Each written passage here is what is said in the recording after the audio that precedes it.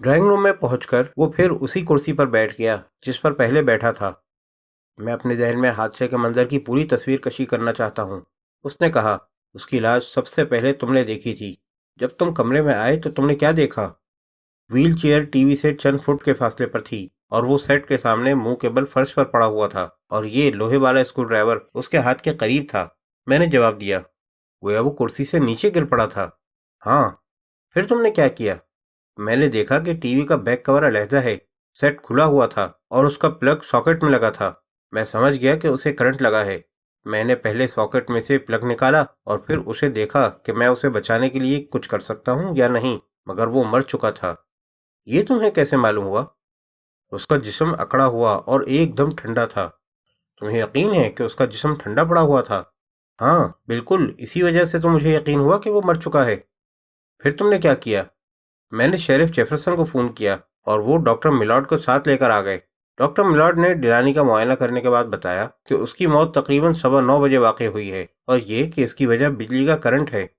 मौत के वक्त का तयन उन्होंने जिस्म की अकड़न और हरारत से किया होगा। ख्याल तो यही है। ओके। वो कुर्सी से खड़ा हो गया। सरे दस्त, मैंने यहाँ जो कुछ देखना था देख लिया। सेट को इसी तरह छोड़ दो जिस तरह वो है। मुमकिन है मैं दोबारा फिर उसे देखना चाहूँ। वो खिड़की के पास जा खड़ा हुआ और बाहर देखने लगा। ये बड़ी अजीब बात मालूम होती है, मगर अभी तक ऐसा कभी नहीं हुआ कि मैट्रिक्स कभी अपने अंदाजों में गलत साबित हुआ हो।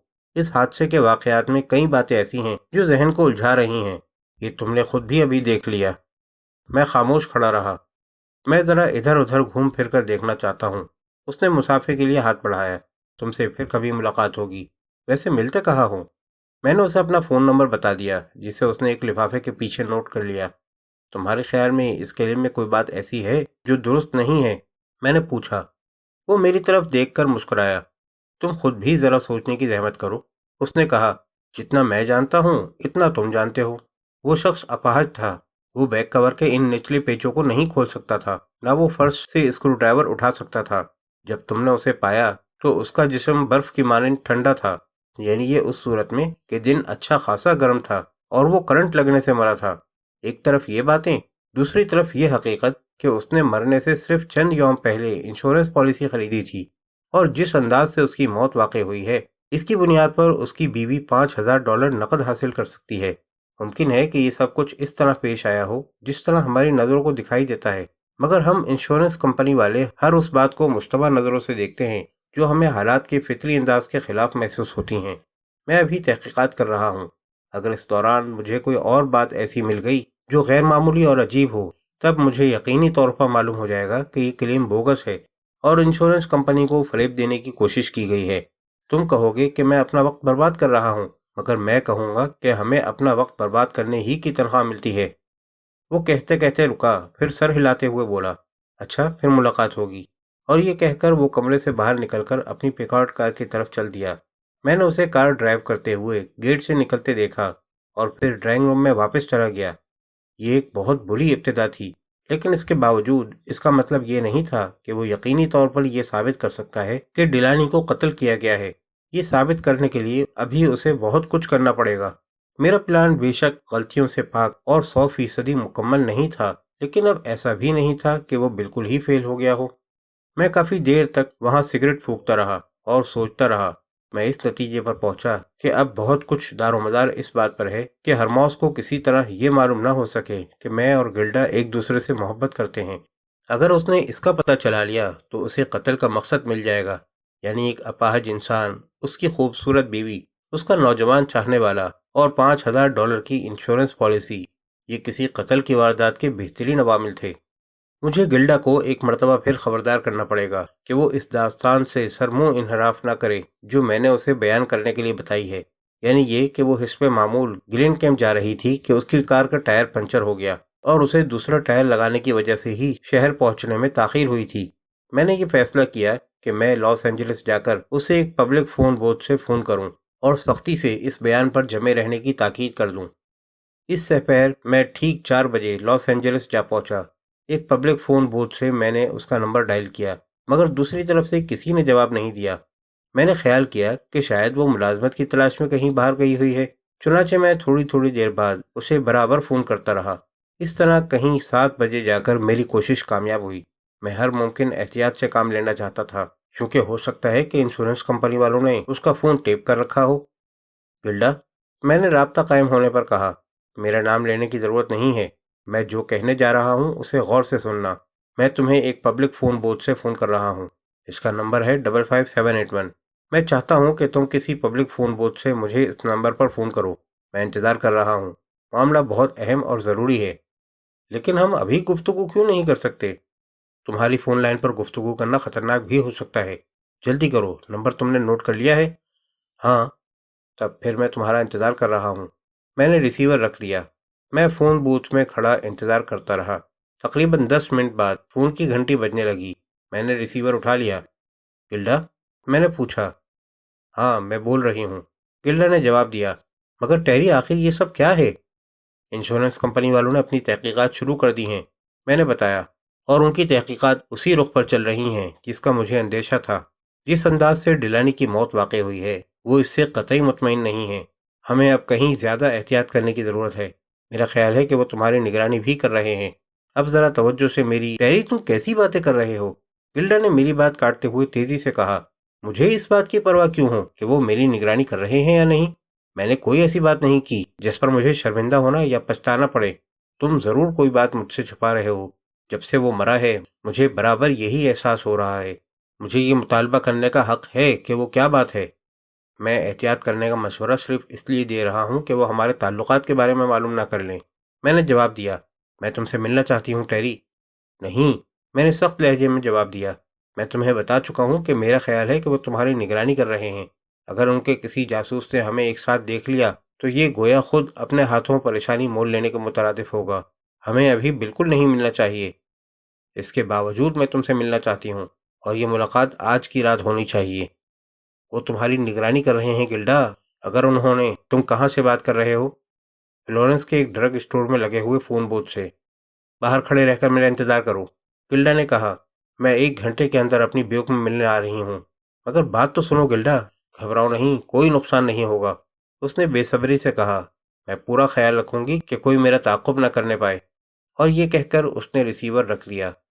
مجھے مجبوراً اس کا انتظار کرنا پڑا۔ میں ڈرگ اسٹور سے باہر نکلا تو 7:30 بجے تھے۔ شام ہو گئی تھی۔ میں گھر واپس جانا چاہتا تھا، مگر مجھے خطرہ تھا کہ اگر میں گلڈا سے ملے بغیر چلا گیا تو کہیں وہ خود میرے کیبن نہ پہنچ جائے، اور اگر ایسا ہوا تو وہ بہت ہی زیادہ خراب ہوگا۔ تقریباً 15-20 منٹ بعد میں نے گلڈا کی بیوک کار کو ایک موڑ پر نمودار ہوتے دیکھا۔ میں بھاگ کر اس کے قریب پہنچا اور جلدی سے کار کا دروازہ کھول کر اندر بیٹھ گیا۔ اس نے کار آگے بڑھا دی۔ کچھ دیر تک ہم دونوں میں سے کوئی بھی نہیں بولا۔ چند منٹ بعد میں نے پلٹ کر بیوک کے پیچھے آنے والی کاروں کو دیکھا۔ میں نے اچھی طرح اطمینان کر لیا ہے، گلڈا بولی۔ کوئی ہمارا تعاقب نہیں کر رہا ہے۔ یہ لوگ تعاقب کرنے میں ماہر ہیں۔ میں نے کہا ہے کہ کوئی ہمارا تعاقب نہیں کر رہا، گلڈا نے پھر کہا۔ اس کے لہجے میں تلخی تھی جو میں نے پہلے کبھی محسوس نہیں کی تھی۔ میں نے چونک کر اس کی طرف دیکھا۔ سڑک پر لگے ہوئے بجلی کے کھمبوں کی مدھم روشنی میں اس کا چہرہ زرد اور سپاٹ نظر آ رہا تھا۔ وہ سر اٹھائے سامنے کی جانب دیکھتے ہوئے بڑی مہارت سے کار چلا رہی تھی۔ اس طرح ہم تقریباً 20 منٹ تک چلتے رہے، یہاں تک کہ لاس اینجلس کی حدود سے باہر نکل آئے اور مضافات کے کھلے علاقے کی طرف بڑھنے لگے۔ اب تک گلڈا مین ہائی وے پر چل رہی تھی، مگر اب اس نے کار ایک سائیڈ روڈ کی طرف موڑ دی۔ یہ ایک پہاڑی سڑک تھی۔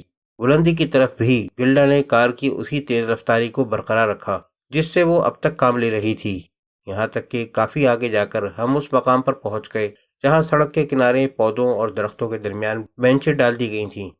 یہ سہولت مہیا تو ان سیاحوں کے لیے کی گئی تھی جو بلندی سے اینجلز کی خوبصورتی کا نظارہ کرنا چاہتے ہوں، مگر فائدہ اس سے وہ جوڑے بھی اٹھاتے تھے جنہیں محبت کرنے کی اس سے اچھی اور سستی کوئی اور جگہ میسر نہیں آتی تھی۔ اس نے سائیڈ میں کار روکی تو میں نے گھوم کر بل کھاتی ہوئی سڑک کو دیکھا، مگر اسٹریٹ لائٹس کی تیز روشنی میں دور دور تک کوئی کار نظر نہیں آ رہی تھی۔ گلڈا نے میری طرف دیکھا۔ تم اتنے خوفزدہ کیوں ہو ٹیری؟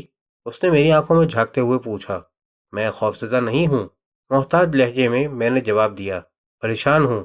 انشورنس کمپنی سے کلیم کرنا ایک غلطی تھی۔ کمپنی کے ایجنٹ نے سیٹ کا معائنہ کیا تھا اور اس کا خیال ہے کہ کلیم بوگس ہے اور کمپنی کو فریب دینے کی کوشش کی گئی ہے۔ اسے یہ خیال کیوں ہوا؟ اس لیے کہ عملی تجربے سے ثابت ہوا کہ ڈیلانی ویل چیئر پر بیٹھے بیٹھے ٹی وی کا بیک کور علیحدہ نہیں کر سکتا تھا۔ میں نے تم سے پہلے ہی کہا تھا، گلڈا تیزی سے بولی۔ میں اب بھی یہی سمجھتی ہوں کہ ٹی وی کی خود مرمت کرنے کا خیال اسے قیامت تک نہیں آ سکتا تھا، مگر تم برابر اس بات پر بزد رہے کہ نہیں، اس نے یہی کیا تھا۔ میں پھر کہتا ہوں کہ اس نے بیک کور علیحدہ کیا تھا۔ جب میں وہاں پہنچا تو وہ ٹی وی سے علیحدہ فرش پر۔ میرا خیال ہے کہ اب جو کچھ میں کر سکتی ہوں وہ یہ ہے کہ مسٹر میکلین کو کلیم واپس لینے کی ہدایت کر دوں۔ گلڈا نے میری بات کاٹتے ہوئے کہا، میں کلیم کی رقم کے بغیر بھی کسی نہ کسی طرح قرضوں کی ادائیگی کی کوشش کر سکتی ہوں۔ تمام ساز و سامان فروخت کر دوں گی، اتنی رقم تو مل ہی جائے گی کہ قرض ادا ہو جائے۔ میں گھبرا گیا۔ نہیں، تم اب کلیم واپس نہیں لے سکتی۔ کیوں؟ ایک مرتبہ کوئی کلیم داخل کر دیا جائے تو اسے انجام تک پہنچنا ہی چاہیے، ورنہ انشورنس کمپنی کو فوراً کسی فراڈ کا شبہ ہو جاتا ہے۔ وہ یہی سمجھیں گے کہ تم نے کلیم ڈر کر واپس لیا ہے۔ تمہیں خوف ہوا کہ انشورنس کمپنی کی تحقیقات کے نتیجے میں کہیں تمہارے جرم کا بھانڈا نہ پھوٹ جائے۔ اب اگر کلیم واپس لیا گیا تو وہ ضرور لاس اینجلس پولیس کو خبردار کر دیں گے۔ میری بلا سے وہ پولیس کو خبردار کریں یا کسی اور کو، مجھے اس کی کیا پرواہ؟ گلڈا نے جواب دیا، میں نے کوئی جرم نہیں کیا کہ پولیس کے نام سے مجھے پسینہ آنے لگے، اور نہ ہی کوئی ایسا کام کیا ہے جسے چھپانے کی ضرورت ہو۔ مگر تم نے کیا ہے، پولیس ہمارے تعلقات کے بارے میں معلوم کر سکتی ہے۔ اگر کر لے گی تو کیا ہوگا؟ میں نے ایک گہری سانس لی۔ ہم ان تمام باتوں پر پہلے گفتگو کر چکے ہیں گلڈا، میں نے غصہ ضبط کرتے ہوئے کہا۔ ہمیں ہر صورت میں محتاط رہنا ہوگا۔ کیا اسی لیے تم نے مجھے پبلک فون بوتھ سے کال کرنے کے لیے کہا تھا؟ ہاں، مجھے خطرہ تھا کہ انشورنس کمپنی کے کسی ایجنٹ نے تمہارا فون ٹیپ نہ کر دیا ہو۔ گلڈا نے اپنی چمکتی آنکھوں سے مجھے گھور کر دیکھا۔ مجھے سچ بتاؤ ٹیری، کیا بات ہے؟ اس نے پوچھا۔ کیا مطلب؟ وہ حادثہ نہیں تھا۔ تم کسی بات پر پردہ ڈالنے کی کوشش کر رہے ہو، مگر تمہیں مجھے بتانا ہی پڑے گا۔ میں نے کہنا چاہا کہ نہیں، وہ ایک حادثہ ہی تھا، مگر میں رک گیا۔ اچانک میں نے محسوس کیا کہ اب میں اس سے مزید جھوٹ نہیں بول سکتا۔ میں اس سے محبت کرتا تھا، اور آپ اس عورت سے کہاں تک جھوٹ بول سکتے ہیں؟ کہاں تک کوئی بات چھپا سکتے ہیں جس سے آپ اس طرح محبت کرتے ہوں جس طرح میں گلڈا سے کرتا تھا؟ میں جانتا تھا کہ یہ ایک خطرناک غلطی ہوگی، مگر میں اب مزید اس سے کوئی بات چھپا نہیں سکتا تھا۔ میں نے اسے سب کچھ بتانے کا فیصلہ کر لیا۔ نہیں گلڈا، وہ حادثہ نہیں تھا، میں نے کانپتی ہوئی آواز میں کہا۔ میں نے اسے قتل کر دیا ہے۔ گلڈا نے چونک کر میری طرف دیکھا اور شاید غیر شعوری طور پر مجھ سے کچھ پیچھے ہٹ گئی۔ تم نے اسے قتل کیا ہے؟ وہ تقریباً چیخ کر بولی۔ ہاں، شاید میں پاگل ہو گیا تھا، میں نے جواب دیا۔ میں یہ برداشت نہیں کر سکا کہ تم اپنی تمام زندگی اس کی کرسی سے بندھی رہو۔ میں یہ گوارا نہیں کر سکتا تھا کہ تم مجھ سے محبت کرنے کے باوجود میری نہ بن سکو، اور مجھے تمہیں حاصل کرنے کے لیے اس کی موت کا ایک طویل انتظار کرنا پڑے، اس لیے میں نے اسے مار ڈالا۔ گلڈا خاموش بیٹھی رہی۔ میں اس کی تیز تیز سانسوں کی آوازیں سن رہا تھا۔ میں نے اسے اس لیے مارا ہے کہ میں تم سے محبت کرتا تھا، میں نے کہا۔ اگر قسمت نے ہمارا ساتھ دیا تو وہ کبھی اس بارے میں معلوم نہیں کر سکیں گے۔ مجھے پوری امید ہے کہ 1-2 ماہ بعد جب حالات پرسکون ہو جائیں گے تو ہم کہیں اور جا کر شادی کر لیں گے، اور اس طرح ہماری ایک نئی زندگی کا آغاز ہوگا۔ گلڈا اس طرح کانپی جیسے اسے سردی محسوس ہو رہی ہو۔ تم نے اسے کس طرح قتل کیا؟ اس نے آہستہ سے پوچھا۔ میں نے مختصر طور پر اسے تمام باتیں بتا دیں، کوئی ایک بات بھی چھپا کر نہ رکھی۔ وہ سب کچھ سن کر بھی بڑی دیر تک کار کے دوسرے کونے میں دروازے کے قریب خاموش بیٹھی رہی۔ اس کی نظریں کار کے ونڈ اسکرین سے اس پار خلا میں نہ جانے کہاں گڑی ہوئی تھیں۔ اس کا خوبصورت چہرہ جیسے ہر قسم کے تاثرات سے یکسر خالی محسوس ہو رہا تھا۔ اگر انشورنس کلیم داخل نہ کیا جاتا، میں نے دوبارہ بولتے ہوئے کہا، تو مجھے فکر کرنے کی کوئی وجہ نہیں تھی۔ تمام معاملات اس طرح ہو چکے تھے جس طرح میں نے اندازہ لگایا تھا، مگر اب مجھے کچھ نہیں معلوم کہ حالات کیا رخ اختیار کریں گے۔ میرا خیال ہے کہ ہرموس کو کچھ نہ کچھ شبہ ضرور ہو گیا ہے، اور اسی وجہ سے میں یہ ضروری سمجھتا ہوں کہ جب تک کلیم کا مسئلہ طے نہ ہو جائے ہمیں ایک دوسرے سے کوئی رابطہ نہیں رکھنا چاہیے۔ تم مجھ سے کیا چاہتے ہو؟ گلڈا بولی تو اس کی آواز سپاٹ اور لہجہ بڑا سرد تھا۔ میں چاہتا ہوں کہ تم نے جیفرسن کو جو بیان دیا تھا اس پر ڈٹی رہو، میں نے جواب دیا۔ ہرموس ممکن ہے تم سے ملنے آئے، طرح طرح کے سوالات کرے۔ اگر اسے ذرا سا بھی شبہ ہو گیا کہ ہم دونوں کے درمیان تعلقات تھے یا ہیں تو ہم بڑی مصیبت میں پڑ جائیں گے۔ تمہارا مطلب ہے کہ تم بڑی مصیبت میں پڑ جاؤ گے؟ گلڈا نے عجیب لہجے میں کہا۔ اگر میں انہیں حقیقت بتا دوں تو اس میں میرے لیے تو کوئی خطرہ نہیں رہا ہے۔ بے شک وہ درست کہہ رہی تھی، مگر اس کے منہ سے یہ بات اتنی خلاف توقع تھی کہ میں شدید جذباتی صدمے میں صرف اسے گھورتا ہی رہ گیا۔ میرے منہ سے کوئی لفظ نہیں نکل سکا۔ اچھی بات ہے، میں تمہارے لیے جھوٹ بولوں گی۔ چند لمحے بعد گلڈا خود ہی بولی، میں اپنے سابقہ بیان پر اڑی رہوں گی۔ یہ کہہ کر وہ پھر کچھ دیر کے لیے خاموش ہو گئی۔ بہتر ہوگا کہ میں تنہا واپس جاؤں، اس نے اکھڑے اکھڑے انداز میں کہا۔ امید ہے کہ تم یہاں سے پیدل واپس جانے کو زیادہ محسوس نہیں کرو گے۔ میرے دل کی دھڑکنیں یک بار کی جھنجھنا کر خاموش ہو گئیں۔ کیا اس وجہ سے میرے لیے تمہاری محبت میں کوئی فرق تو نہیں آ جائے گا گلڈا؟ میں تم سے محبت کرتا ہوں، اور اس وقت ہمیشہ سے زیادہ مجھے تمہاری ضرورت ہے۔ یہ خبر میرے لیے ایک جذباتی صدمہ ثابت ہوئی ہے۔ اس وقت تم چلے جاؤ، گلڈا نے جواب دیا۔ میں نے اس کا ہاتھ پکڑنے کی کوشش کی، مگر اس نے پیچھے ہٹا لیا۔ میں دیکھ رہا تھا کہ اس کا چہرہ بالکل سفید پڑا ہوا تھا۔ میں نے محسوس کیا کہ واقعی اس وقت اس کی حالت مزید کسی گفتگو کی متحمل نہیں ہو سکے گی۔ مجھے اسے سوچنے، سمجھنے اور اس کیفیت پر قابو پانے کے لیے کچھ وقت دینا پڑے گا۔ مجھے افسوس ہونے لگا کہ میں نے آخر اسے یہ بات بتائی ہی کیوں۔ میں کار سے اتر آیا۔ میں اسے کبھی قتل نہیں کرتا گلڈا۔ اگر تم نے مجھ سے یہ نہ کہا ہوتا کہ تم اس کی زندگی میں اس سے علیحدہ نہیں ہو سکتی، میں نے التجائی لہجے میں کہا، میں مجرم صرف اس لیے بنا ہوں کہ مجھے تم سے گہری اور بے پایاں محبت ہے۔ میں سمجھتی ہوں، گلڈا نے جواب دیا، مگر اس کی نظریں میری طرف نہیں تھیں۔ دوسرے لمحے کار ایک جھٹکے سے آگے بڑھ گئی۔ میں دور ہوتی ہوئی عقبی سرخ بتیوں کو اس وقت تک دیکھتا رہا جب تک وہ ایک موڑ پر میری نظروں سے غائب نہیں ہو گئیں، اور اس لمحے اچانک جیسے کسی آواز نے میرے کان میں سرگوشی کی، وہ تمہاری زندگی سے ہمیشہ کے لیے جا رہی ہے۔ ممکن ہے تم اس سے پھر بھی محبت کرتے رہو، مگر وہ اب تم سے محبت نہیں کرتی۔